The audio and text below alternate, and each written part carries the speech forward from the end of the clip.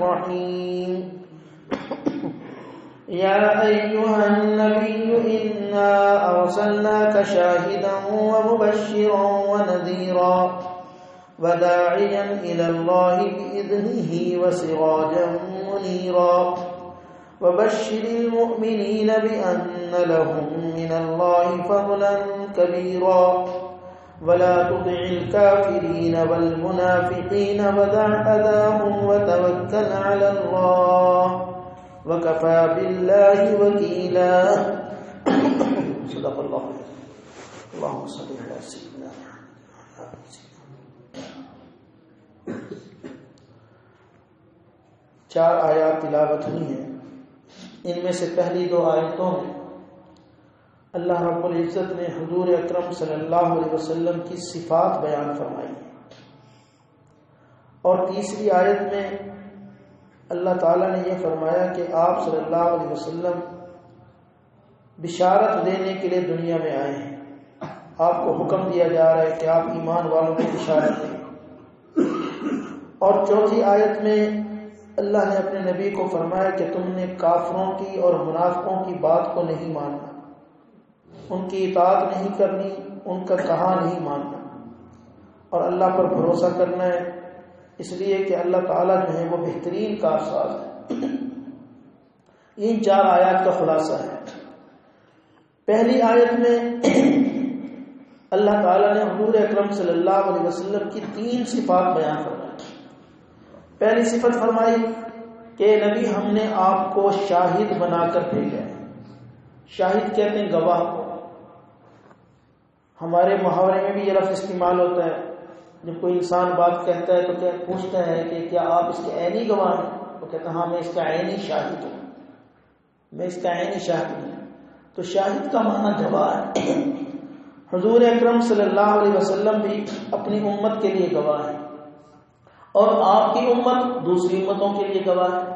چنانچہ سورۃ البقرہ میں دوسرے پارے کی ابتدا میں اللہ تعالیٰ فرماتے ہیں وَكَذَلِكَ جَعَلْنَاكُمْ أُمَّةً وَسَطًا لِتَكُونُوا شُهَدَاءَ عَلَى النَّاسِ وَيَكُونَ الرَّسُولُ عَلَيْكُمْ شَهِيدًا، کہ ہم نے تمہیں ایک معتدل امت بنایا ہے. امت محمدیہ کے بارے میں کہا جا رہا ہے. امت محمدیہ جو ہے یہ ایک اعتدال والی امت ہے. اس کے اندر نہ افراط ہے نہ تفریط ہے. افراط کا مطلب ہوتا ہے کہ حد سے بڑھ جانا، اور تفریط کا مطلب ہوتا ہے کہ بالکل ہی نیچے آ جانا. موسیٰ علیہ السلام کی امت میں افراط تھا، ہر معاملے میں زیادتی، اور عیسیٰ علیہ السلام کی امت میں تفریط تھی. کوئی زیادتی کر لیتا اس کو معاف کرنا تو دور، معاف تو کر ہی دیتے تھے بلکہ ساتھ اس کو اور زیادتی کا موقع دیتے تھے. جیسے اگر کسی نے کسی کے چہرے پر تھپڑ مار دیا تو وہ دوسرا نقصان بھی آگے کر لیتے کہ ایک اور مار. اس امت کو اللہ نے معتدل بنایا ہے کہ اس میں اعتدال ہے، نہ زیادتی ہے نہ کمی ہے. عیسیٰ علیہ السلام کی امت نے عیسیٰ علیہ السلام کو خدا مان لیا، اور موسیٰ علیہ السلام کی امت نے نبیوں کی بھی توہین کی. تو وہ امت زیادتی کرنے والی تھی اور یہ امت تفریق کرنے والی تھی. تو اللہ فرما رہے ہیں کہ یہ جو امت محمدیہ ہے نا اس کے اندر اعتدال ہے. یہ انبیاء کا احترام تو کرتی ہے، انبیاء کو اللہ کا نبی تو مانتی ہے، لیکن انبیاء کو خدا نہیں مانتی. نبی نبی ہے اور خدا خدا ہے. نبی کا مقام اللہ کے بعد بہت بڑا ہے، بہت اونچا ہے، لیکن نبی خدا نہیں ہو سکتا. تو اس نے فرمایا یہ امت متوسطہ ہے، وسطا، یہ معتدل امت ہے، اعتدال والی امت ہے.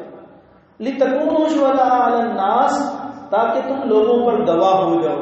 قیامت کے دن یہ امت گواہی دے گی. حدیث پاک میں آتا ہے حضور اکرم صلی اللہ علیہ وسلم نے فرمایا قیامت کے دن اللہ تعالیٰ نوح علیہ السلام کو بلائیں گے اور ان سے پوچھیں گے کیا تم نے میرا پیغام لوگوں تک پہنچایا؟ وہ کہیں گے ہاں اللہ، میں نے تو جو میرے ذمہ ڈیوٹی تھی اس کو میں نے پورا ادا کیا. پھر ان کی امت کو بلایا جائے گا، نوح علیہ السلام کی امت کو. ان سے پوچھا جائے گا کیا تمہارے تک ہمارے نبی نے پیغام پہنچایا تھا؟ وہ صاف کر جائے گی، وہ کہے گی ہمارے پاس کوئی پیغام پہنچانے والا نہیں آیا، کوئی ہمیں ڈرانے والا نہیں آیا. اس کے بعد اللہ تعالیٰ نوح علیہ السلام کو بلائیں گے، ان سے پوچھیں گے تم یہ جو کہتے کہ میں نے پیغام پہنچا دیا، کیا تمہارے پاس کوئی گواہ ہے؟ تو نوح علیہ السلام فرمائیں یہاں گواہ ہے امت محمدیہ، چنانچہ امت محمدیہ گواہی دے.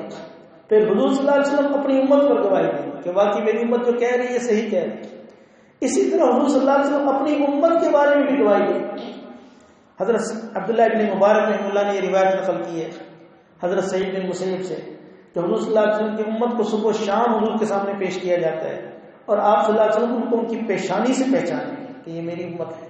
کیونکہ جو امت کے لوگ ہوں گے وہ پانچوں وقت وضو کرنے والے ہوں گے اور اس پیشانی کو اللہ کے سامنے جھکانے والے ہوں گے. تو جو موحدین ہوں گے اور نمازی ہوں گے ان کے چہروں سے آپ صلی اللہ علیہ وسلم پہچان لیں گے میری امت کے لوگ. تو اس لیے اس بات سے بھی ڈرنا چاہیے کہ جو لوگ نماز نہیں پڑھتے اور شرک کرتے ہیں وہ حضور کی امت میں نہیں ہے. فرمایا کہ حضور صلی اللہ علیہ وسلم ان کی پیشانی سے ان کو پہچانیں گے. تو حضور اپنی امت کے بارے میں گواہی دی. تو یہاں بھی فرمایا کہ ہم نے آپ کو گواہ بنا کر بھیجا. اور یہ ایک جگہ نہیں، پیچھے ہم نے سورۃ الحج میں بھی پڑھا ہے لِيَكُونَ الرَّسُولُ شَهِيدًا عَلَيْكُمْ وَتَكُونُوا شُهَدَاءَ عَلَى النَّاسِ. سورۃ حج کے آخر میں ہم نے یہ آیت پڑھی ہے کہ رسول تم پر گواہ ہوں گے یعنی اس امت پر، اور تم جو ہو تم دوسری امتوں پر گواہ ہو. وَتَكُونُوا شُهَدَاءَ عَلَى النَّاسِ. سورۃ النساء میں بھی اللہ تعالیٰ یہ فرماتے ہیں فَكَيْفَ إِذَا جِئْنَا مِنْ كُلِّ أُمَّةٍ بِشَهِيدٍ وَجِئْنَا بِكَ عَلَى هَؤُلَاءِ شَهِيدًا. کیا حال ہوگا اس وقت جب ہم ہر امت میں سے ایک گواہ بلائیں گے. اذا جئنا من كل امة بشهيد، ہر امت پر گواہ لایا جائے گا. اور آگے فرمایا وجئنا بك على هؤلاء شهيدا، اور اے محبوب ہم آپ پر ان کو آپ کے بارے میں ان کو گواہ بنائیں، آپ اپنی امت پر گواہ بنا کر بھیجے جاؤ. وہاں بھی اللہ فرما رہے ہیں وجئنا بك على هؤلاء شهيدا، ہم آپ کو ان پر گواہ بنائیں گے. تو یہاں بھی شاہد کا معنی گواہ ہے. دیکھیں قرآن پاک میں کتنی جگہ لفظ استعمال ہو رہا ہے. ہر جگہ شہید اور شاہد کا معنی گواہ ہے. لیکن افسوس کی بات یہ ہے کہ یہاں جو ہے مولانا احمد رضا خان بریلوی نے جو شاہد کا ترجمہ کیا وہ حاضر ناظر کیا، یہ زیادتی کی ہے. جب دوسرے مقام پر شہید کا معنی گواہ ہو رہا ہے تو یا شاہد کا معنی حاضر ناظر کیسے ہو؟ اور یہ کیسے ہو سکتا ہے کہ اللہ کا نبی حاضر ناظر ہو؟ یہ تو اللہ تعالیٰ کی صفت ہے کہ اللہ تعالیٰ کی ایک ایسی ذات ہے جو ہر جگہ پر حاضر ناظر ہے. کوئی ایسی جگہ نہیں جہاں اللہ کی ذات نہ ہے. اور اگر حضور صلی اللہ علیہ وسلم حاضر ناظر ہیں پھر تو دنیا میں کوئی امام جو ہے وہ امامت کرا ہی نہیں سکتا. تو آپ جو حاضر ناظر ہیں، جب حضور حاضر ناظر ہیں تو پھر امتی کو تو حق نہیں کہ نبی کے ہوتے ہوئے نماز پڑھائے. تو یہ عجیب بات ہے، حضور کو حاضر ناظر بھی مان رہے ہیں اور حضور کے ہوتے ہوئے مصلی پر خود کھڑے ہو رہے ہیں، حضور کو پیچھے کھڑا کر رہے ہیں. اس لیے یہ عقیدہ غلط ہے اور یہ مشرکوں کا عقیدہ ہے اور اس میں شرک ہے. اور یہ قرآن کی آیت کا ترجمہ غلط ہے. شاہد کا معنی حاضر ناظر نہیں ہے، شاہد کا معنی گواہ ہے. اور اس پر قرآن پاک کی اتنی آیات آپ کے سامنے دینی پڑی ہے کہ وہاں ہر جگہ شہید اور شاہد کا معنی گواہ ہے. تو جب دوسرے مقامات پر گواہ کا معنی ہے تو یہاں کیسے حاضر ناظر کا معنی ہو سکتا ہے؟ نہیں ہو سکتا. تو یہ اللہ کے نبی کی صفت ہے کہ اللہ نے اپنے نبی کے بارے میں فرمایا کہ ہم نے آپ کو گواہ بنایا ہے. آپ اپنی امت پر گواہی دیں گے اور آپ کی امت دوسری امتوں کے بارے میں گواہی دے گی، دوسرے نبیوں کے بارے میں گواہی دے گی کہ سب نبیوں نے اپنی اپنی ڈیوٹی پوری صحیح انجام دی ہے اور انہوں نے حق کا پیغام پہنچایا ہے. وَمُبَشِّرًا وَنَذِيرًا، یہ دوسری دو صفات آ گئی. ایک تو یہ ہے کہ آپ گواہ ہیں اس امت پر. دوسری صفت کیا بیان فرمائی کہ ہم نے آپ کو بشارت دینے والا بنا کر بھیجا ہے، خوشخبری دینے والا. مومنین کو اللہ کا نبی خوشخبری سناتا ہے کہ دیکھو تم ایمان لاؤ گے تو ایمان لانے کا یہ فائدہ ہے کہ قیامت کے دن اللہ تعالیٰ کی رحمت ہوگی، دنیا میں بھی رحمت ہوگی، اور قیامت میں اللہ تمہیں اس کی برکت سے جنت عطا فرمائیں گے، جنت میں داخلہ ملے گا، جنت کی نعمتیں ملیں گی. یہ ایمان والوں کو بشارت دیتا ہے نبی. وَنَذِيرًا، اور تیسری صفت بیان کی کہ آپ صلی اللہ علیہ وسلم جو ہیں وہ نذیر بھی ہیں، ڈرانے والے بھی ہیں. تو جو ایمان نہیں لائیں گے، کفر اختیار کریں گے، منافقت کو اختیار کریں گے، شرک کو اختیار کریں گے، تو ان کا ٹھکانہ بھی بتا دے کہ ان کا ٹھکانہ جہنم ہے، یہ لوگ جنت میں نہیں جائیں گے. تو اللہ کا نبی ایمان والوں کو خوشخبری سناتا ہے اور نہ ماننے والوں کو ڈراتا ہے. تو یہ اللہ کے نبی کی صفت ہے. گویا آپ صلی اللہ علیہ وسلم کے ذمے جو کام تھے ان میں سے ایک کام یہ بھی تھا کہ آپ مومنین کو بشارت دیتے تھے اور نہ ماننے والوں کو آپ ڈراتے تھے. مفسرین نے لکھا ہے یہ آپ صلی اللہ علیہ وسلم کی ڈیوٹی میں یہ چیز شامل تھی. جہاں آپ کے ذمہ دعوت و تبلیغ کا کام تھا وہاں آپ کے ذمہ یہ بھی ڈیوٹی تھی کہ آپ صلی اللہ علیہ وسلم ماننے والوں کو خوشخبری سنائیں، ان کو بشارت دیں، اور نہ ماننے والوں کو، اہل کفر کو اور اہل معصیت کو اور اہل شرک کو اور اہل نفاق کو اللہ کا نبی بعید سنائے، ان کو ڈرائے۔ اس لیے فرمایا بشیر و نذیر۔ چوتھی صفت، اور یہ جو بشیر اور نذیر کی صفت ہے یہ صرف اس امت کے لیے نہیں ہے، اللہ کا نبی جو آیا ہے وہ قیامت تک کے آنے والے انسانوں کے لیے آیا ہے۔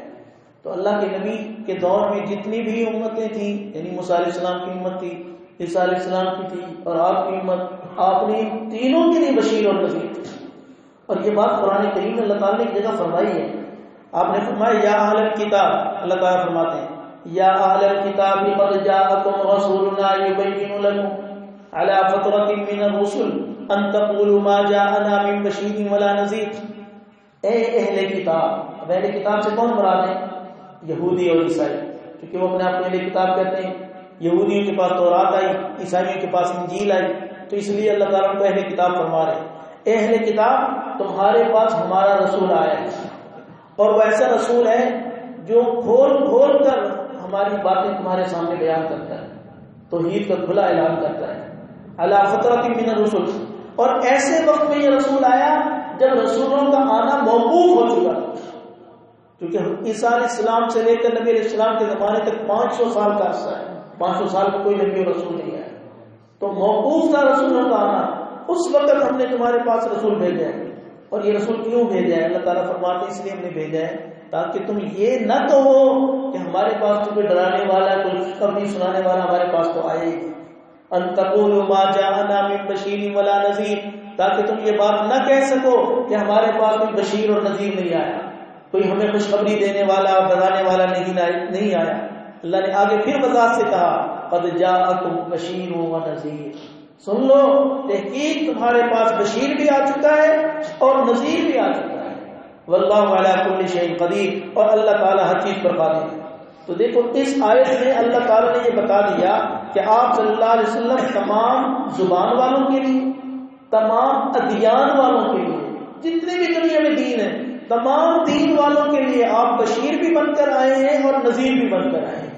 تو یہاں بھی اللہ تعالیٰ یہ صفت فرما رہے ہیں مبشرا و نذیرا، اے میرے محبوب آپ کو ہم نے بشارت دینے والا بنا کر بھیجا اور ڈرانے والا بنا کر بھیجا۔ اور سورۃ سبا میں تو صاف طور پر اللہ تعالیٰ نے فرمایا کہ آپ قیامت تک کے لیے بشیر اور نذیر ہیں۔ وَمَا أَرْسَلْنَاكَ إِلَّا كَافَّةً لِلنَّاسِ بَشِيرًا وَنَذِيرًا، اے میرے محبوب ہم نے آپ کو بھیجا تمام انسانوں کے لیے بشیر اور نذیر بنا کر، قیامت تک کے لیے جتنے انسان آنے والے ہیں سب کے لیے ہم نے بشیر اور نذیر بنا کر بھیجا۔ تو آپ کی یہ صفت ہمیشہ کے لیے ہے، قیامت تک کے آنے والے انسانوں کے لیے آپ بشیر بھی ہیں اور نذیر بھی، بلکہ صحیح بخاری شریف کے اندر حدیث ہے، حضرت عطا بن یسار رضی اللہ عنہ فرماتے ہیں، وہ کہتے ہیں کہ میں نے عبداللہ بن عامر بن عاص رضی اللہ عنہ سے ملاقات کی، اور ان سے ملاقات کے بعد میں نے کہا کہ یہ بتاؤ کہ تورات میں جو حضور صلی اللہ علیہ وسلم کی صفات بیان کی گئی ہیں تو ان میں سے مجھے کچھ صفات تو بتاؤ، ان صفات کے بارے میں مجھے خبر دو۔ تو انہوں نے فرمایا کہ جو تورات میں حضور صلی اللہ علیہ وسلم کی صفات بیان کی گئی ہیں ان میں سے کچھ صفات تو قرآن شریف میں بھی بیان کی گئی۔ تو انہیں پوچھا وہ کون سی ہیں؟ تو انہوں نے پھر یہ آیت پڑھی یا ایھا النبی انا ارسلناک شاہدا ومبشرا ونذیرا، بالکل یہی صفات اسی طرح تورات میں بھی اللہ کے نبی کی یہ صفات تھی جو یہاں ہم آیت پڑھ رہے ہیں، یہی انہوں نے آیت پڑھی یا ایھا النبی انا ارسلناک شاہدا ومبشرا ونذیرا، اے نبی ہم نے آپ کو شاہد بنا کر بھیجا اور مبشر بنا کر بھیجا ہے اور نذیر بنا کر بھیجا ہے۔ اور فرمایا یہ تو الفاظ قرآنیہ کا ترجمہ ہے۔ عبداللہ بن عمر بن عاص نے کہا یہ الفاظ قرآنیہ کا ترجمہ ہے کہ وہ صفات ہیں جو تورات میں بھی اور قرآن میں بھی ہیں، اور فرمایا تورات میں تو مزید باتیں بھی تھیں، اللہ کے نبی کی مزید صفات بھی ہیں، ان میں سے ایک صفت آپ کی کیا تھی کہ آپ امی ہیں، اور ایک صفت یہ بھی تھی کہ اللہ تعالیٰ نے اپنے نبی کو فرمایا تو میرا بندہ ہے، میں نے تیرا نام متوکل رکھا ہے۔ یہ بھی تورات میں اللہ کے نبی کی صفت آئی ہے کہ آپ متوکل ہیں، اور اللہ نے اپنے نبی کو فرمایا کہ آپ سخت مزاج نہیں ہیں، آپ کے مزاج میں سختی نہیں ہے، آپ تو نرم مزاج ہیں۔ اور اللہ نے اپنے نبی کی یہ صفت بھی بیان کی کہ میرے نبی آپ تو وہ نبی ہیں جو بازاروں میں شور مچانے والے نہیں ہیں. اور یہ بھی تورات میں آپ کی صفت بیان کی گئی کہ آپ میرے وہ نبی ہیں جو کبھی بھی برائی کا بدلہ برائی سے دینے والے نہیں ہیں. اے میرے نبی آپ تو وہ نبی ہیں جو آپ کے ساتھ زیادتی کرے آپ ان کو معاف کرنے والے ہیں. یہ ساری صفات نبی علیہ الصلوۃ والسلام کی تورات میں موجود ہیں. آپ معاف کرتے ہیں اور آپ زیادتی کرنے والوں کو بخش دیتے ہیں. اور تورات میں یہ بھی آپ کی صفت ہے کہ اللہ نے فرمایا تورات کے اندر کہ میں اس آخری نبی کو اس وقت تک دنیا سے نہیں اٹھاؤں گا جب تک آپ کچی والی ملت کو سیدھا نہ کر دیں. یعنی جو ٹیڑھے مذہب والے لوگ ہیں ان کو سیدھا نہ کر دیں گے اس وقت تک میں آپ کو دنیا سے نہیں اٹھاؤں گا.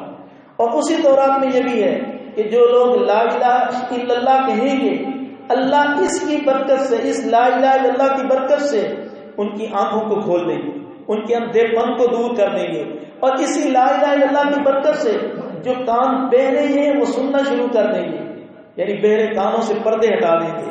اور اسی لا الہ الا اللہ کی برکت سے جب میرا نبی ان کو لا الہ الا اللہ سنائے گا تو ان کے دلوں پر جو غفلت کے پردے چھائے ہوئے ہوں گے اللہ ان پردوں کو ہٹا دے گا, یعنی غافل دلوں کو زندہ کر دے گا اور بہرے کانوں کو کھول دے گا اور اندھی آنکھوں کو کھول دے گا.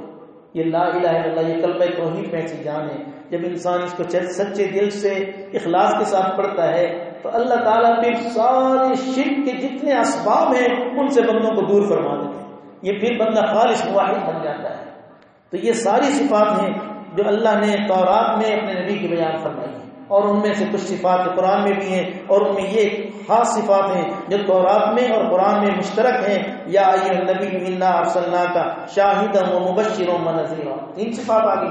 چوتھی صفت وداعیا الی اللہ باذنہ, اور ہم نے آپ کو اللہ کی طرف بلانے والا بنا کر بھیجا ہے. یہ حضور صلی اللہ علیہ وسلم کی چوتھی خاص صفت ہے کہ آپ صلی اللہ علیہ وسلم داعی بھی ہیں, کہ آپ امت کو دعوت دینے والے ہیں, اللہ کی طرف بلانے والے ہیں, جنت کی طرف بلانے والے ہیں. آپ صلی اللہ علیہ وسلم اللہ کے دیدار کی طرف بلانے والے ہیں. کسی نے یہ ترجمہ کیا ہے وداعی اللہ کا کہ قیامت میں جنت میں جو مومنین جائیں گے وہاں اللہ کا دیدار ہوگا.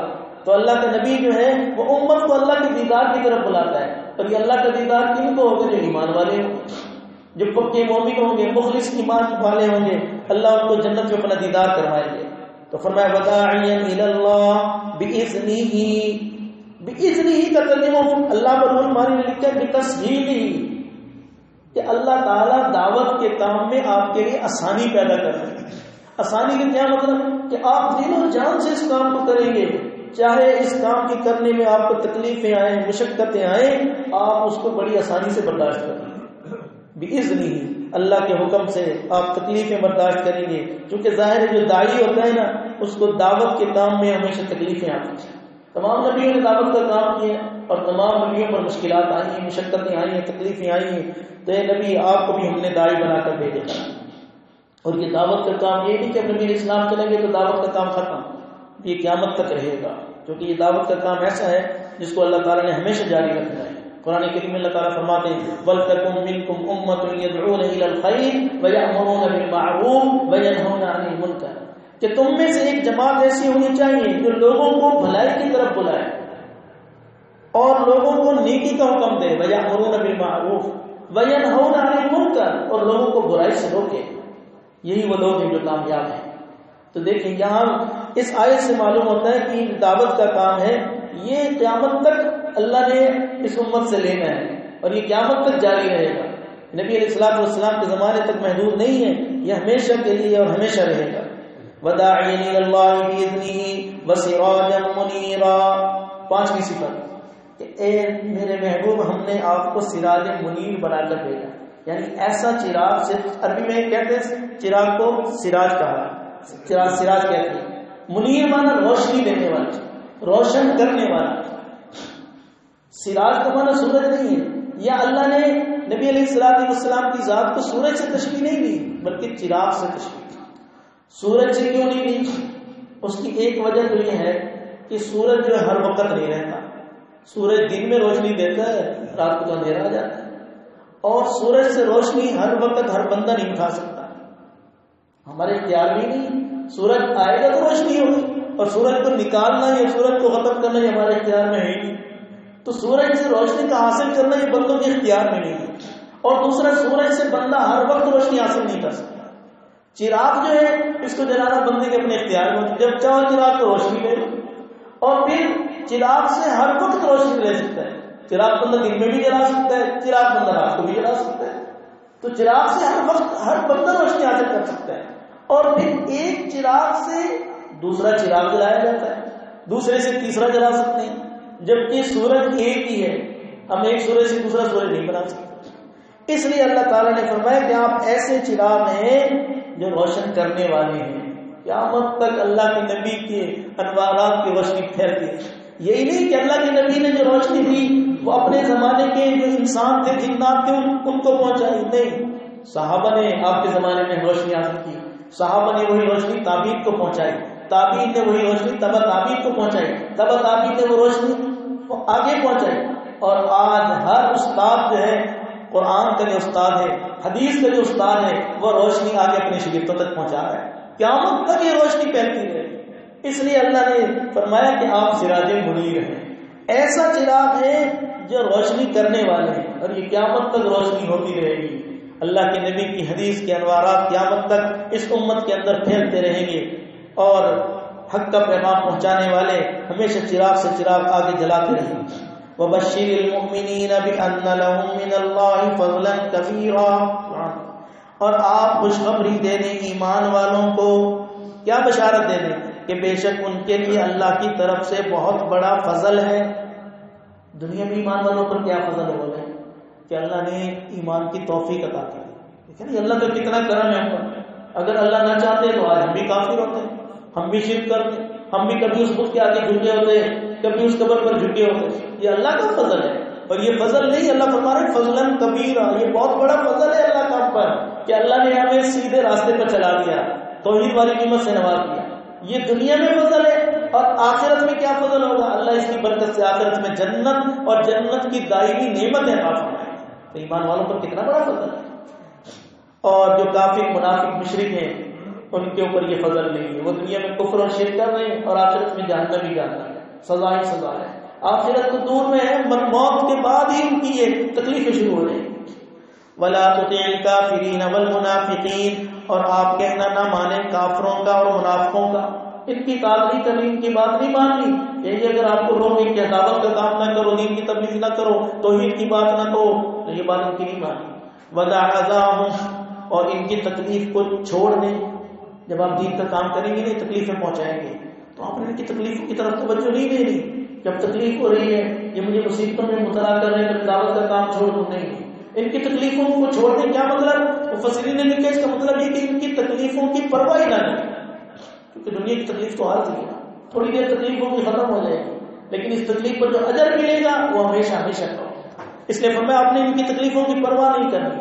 وَتَوَكَّلْ عَلَى اللَّهِ، اور آپ اللہ پر بھروسہ کیجیے.